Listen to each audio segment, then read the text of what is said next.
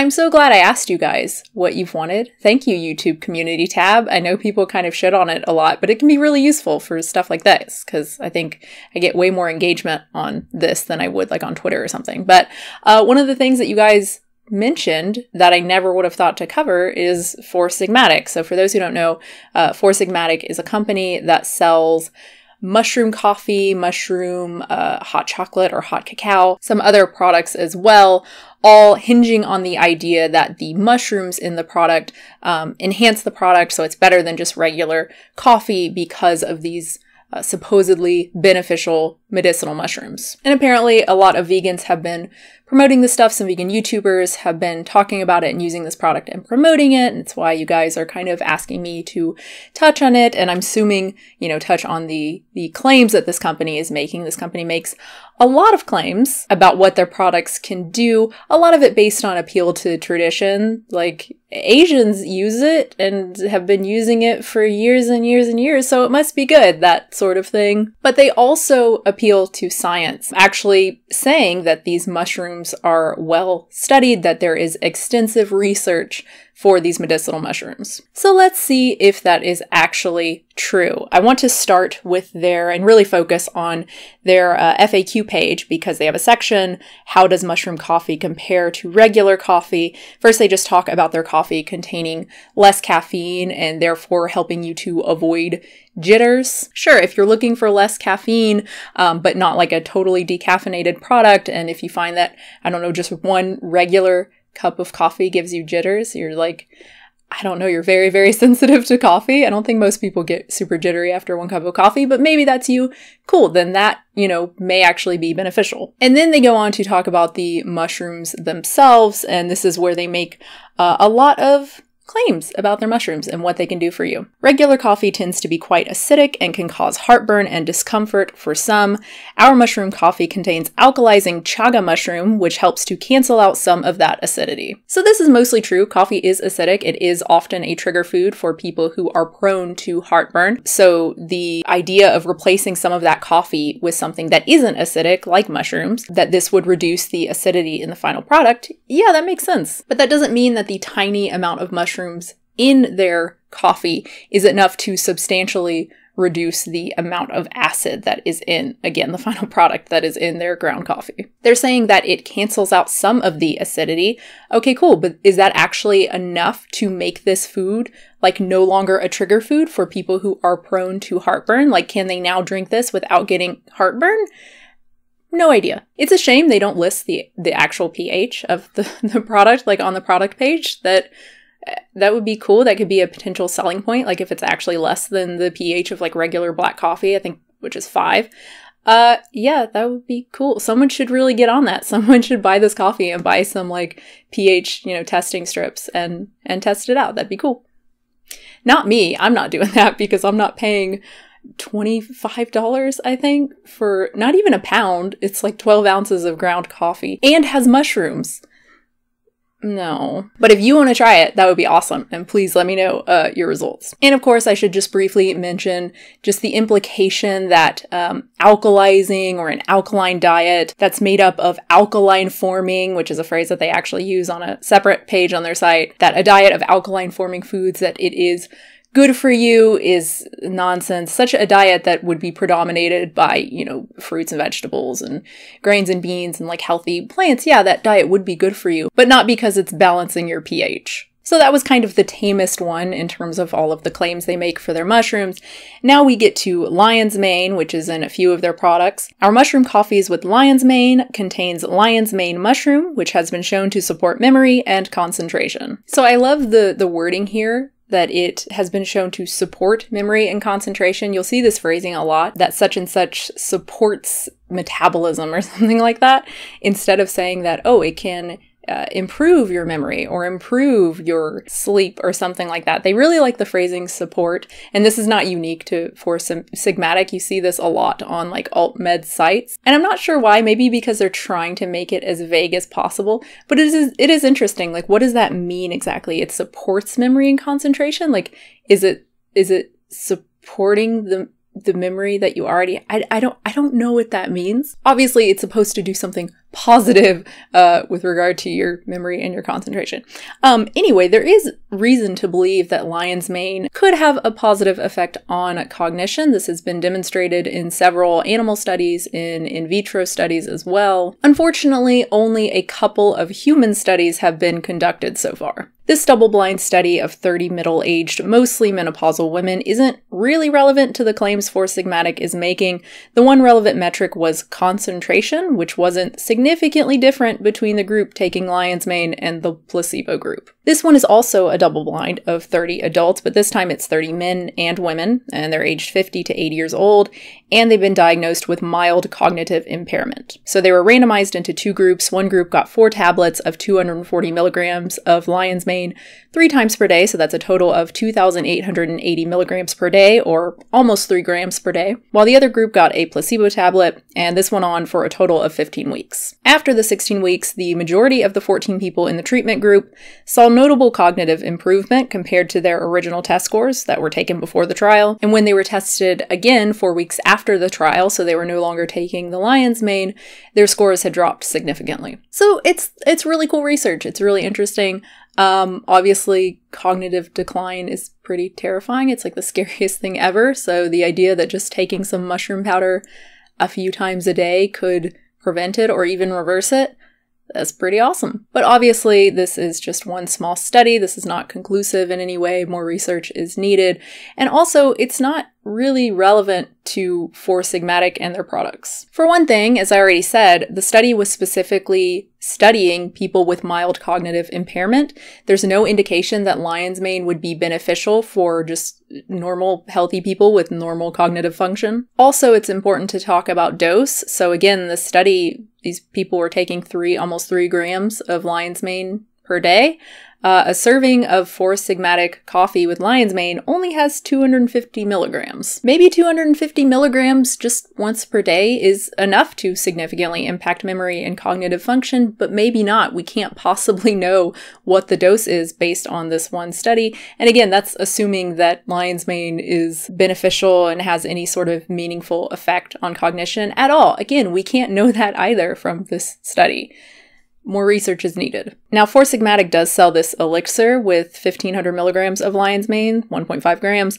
That's still lower than the dosage in the study, but I suppose you could have like 2 servings to the tune of $3.80 per day, $114 per month. I'm good. So that's lion's mane, and that is the extensive research on lion's mane and memory, cognitive function. Yeah. Next up is Cordyceps. Our mushroom coffees with Cordyceps contain Cordyceps mushroom, which helps to produce and maintain steady energy levels to double the effects of coffee. So that is a very, very specific claim. That is, I guess, the most specific claim that I've seen about any of their mushrooms, either here or elsewhere on their site. But first, let's just start with the vaguer energy claim. Is vaguer a word? More vague? Vaguer? That sounds wrong. So I found a bunch of studies on mice that suggest that Cordyceps could allow mice to swim longer, possibly because it actually lowers the lactic acid levels in the blood. If you worked out and felt, I get it particularly in my legs when I work my quads hard, and it's just that burny, awful feeling and you have to stop. That's lactic acid. So presumably if you don't get that feeling, you can go for longer. In addition to that, I found several human trials. Unfortunately, the studies are small and results are mixed. After taking Cordyceps for 6 weeks, VO2 max and anaerobic threshold were significantly increased. After receiving Cordyceps for 12 weeks, the metabolic threshold and the ventilatory threshold increased, but there were no changes in VO2 max. 5 weeks of Cordyceps supplementation has no effect on aerobic capacity or endurance exercise performance in endurance-trained male cyclists. There were no significant differences in muscle tissue oxygen saturation, VO2 max, ventilatory threshold, or time to exhaustion between or within the treatment or control group. And even if we just cherry pick the two mostly positive studies, they still wouldn't be relevant to Four Sigmatic because of dose. This one tested 1 gram per day, this one 3 grams per day. The Cordyceps coffee has only 150 milligrams per serving, the hot cacao has 500 milligrams per serving, only the elixir has 1 gram or more, it has 1.5 grams. Maybe that's enough for, quote, better physical performance and keeping lethargy at bay. We have no idea based on this research. But according to Four Sigmatic, 1.5 grams is plenty, and actually 150 milligrams, which is 1/10 the amount of what's in the elixir, is also plenty. In fact, the coffee, the cacao, the elixirs apparently all have the same effects despite having wildly varying amounts. Okay. Maybe Four Sigmatic is privy to some amazing research on Cordyceps that the rest of the world just doesn't have access to. Or they're trying to sell very expensive mushroom coffee and make it sound enticing. The final thing I'll say about Cordyceps is that the specific Cordyceps that Four Sigmatic uses in most of their products, including their elixir, is Cordyceps militaris. But all of the relevant human trials that I could find used, it's called CS4. It's actually a lab-grown version of Cordyceps sinensis, so it's a different species. Not sure if that's significant or not, and I doubt very much that the people at Four Sigmatic are either, given just how little research there is on either species. So then the double the effects of coffee claim, the very specific claim, based on the research I just touched on, what? No, there's no evidence for that whatsoever.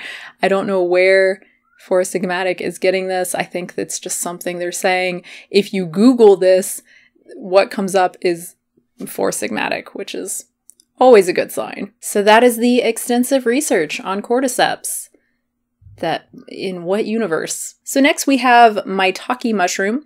Our mushroom coffee with green coffee bean extract contains Maitake mushroom, which helps support a steady glycemic balance, while green coffee beans help to support the metabolism. Again, support the metabolism, support glycemic balance. It's very interesting phrasing. I might be reading too much into it, but I find it interesting. So let's start with the Maitake mushroom and glycemic balance claim. So there are actually a ton of animal and in vitro studies on this, but in humans, there's only this short report on 2 volunteers. So both of these patients were diagnosed with type 2 diabetes, and both of them were taking diabetic medication along with 1.5 grams of Maitake mushroom. The 44-year-old man was eventually able to get off of his medication completely, and he also eventually decreased his Maitake intake to just 1 gram per day.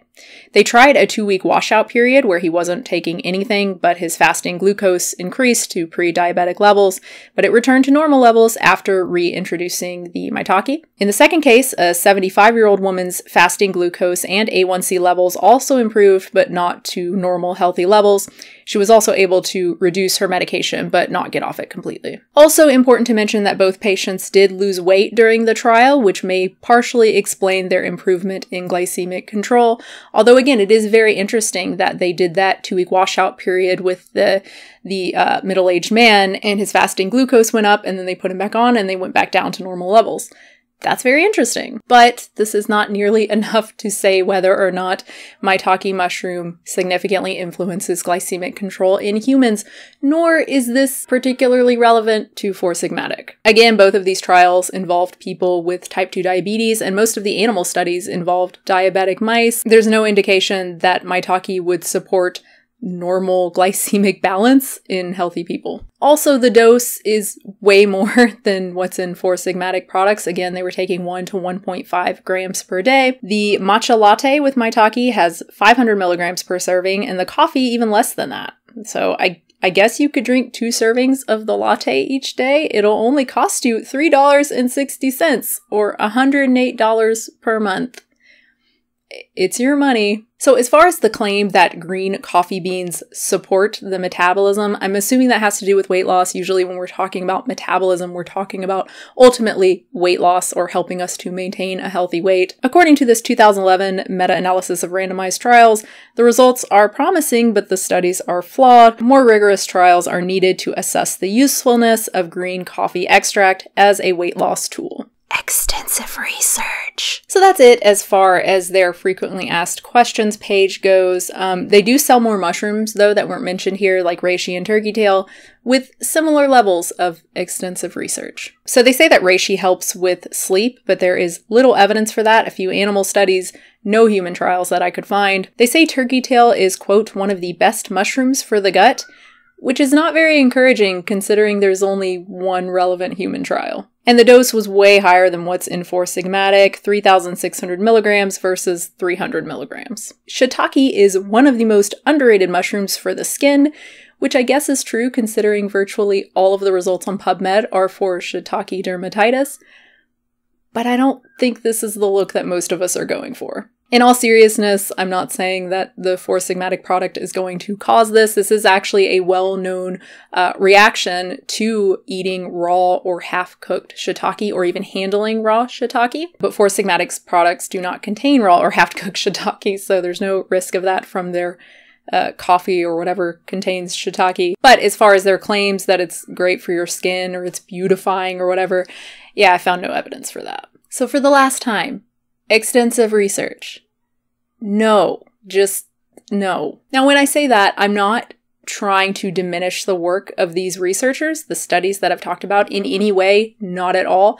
I'm also not saying that medicinal mushrooms don't work. In fact, a mushroom closely related to Cordyceps sinensis was used to create a very effective drug for multiple sclerosis. So something like lion's mane could turn out to be like great for treating cognitive decline, or Maitake could be an effective treatment for diabetes. But we simply cannot say that now based on current evidence. And selling these products as if there is extensive research, on these mushrooms and on these claims that they're calming and energizing and beautifying, it's ludicrous. It's ultimately wrong because you're misleading people. You're making people, because the average person is not going to go through and read about this. They're not going to go through and try to find systematic reviews, meta-analyses, see that there are none, go through the data themselves. No one is going to do that. And I think Four Sigmatic knows that. They know that they can make these vague ass claims. They know that they can appeal to tradition and even appeal to science, even though there was little to none of it. They know they can do this because the average person is going to go, wow, that sounds awesome. I have an extra $50 to spend on mushroom packets if it means it can make me prettier or more energetic or able to remember where my keys are or whatever. Yeah, sure. That's not okay. You're just getting people's hopes up. If you want to sell this stuff and say, hey, there's very little evidence for this, but it could be good for you.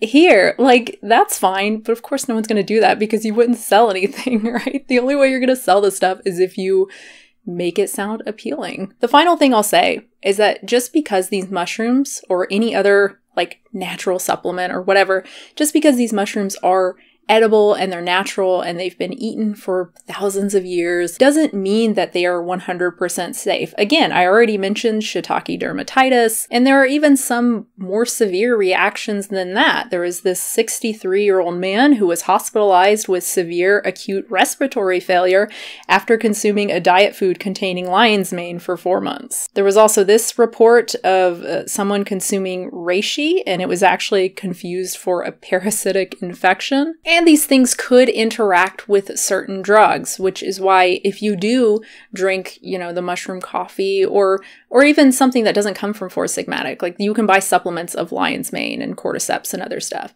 If you choose to take that stuff, please be sure to tell your doctor just to make sure that it doesn't interact with any medication that you're taking. So I guess that's it. Thank you so much, guys. I hope you enjoyed it. Comments and questions down below. If you want to subscribe, that's pretty cool. And if you want to support the channel, that's also pretty cool. Patreon.com/unnaturalvegan. And I will have a new video very soon.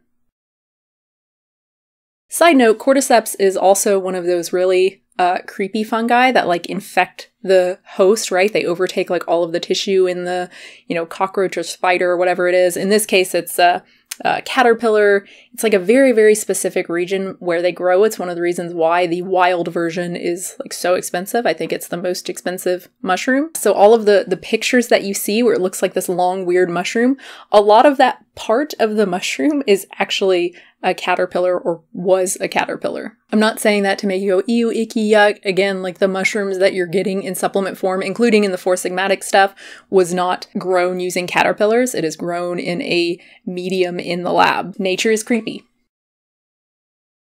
As the fungi is a whole kingdom of life of its own, and one that has suffered from some racism recently. I mean, I can't even read the rest of that sentence because I'm so confused. I do hate mushrooms though, so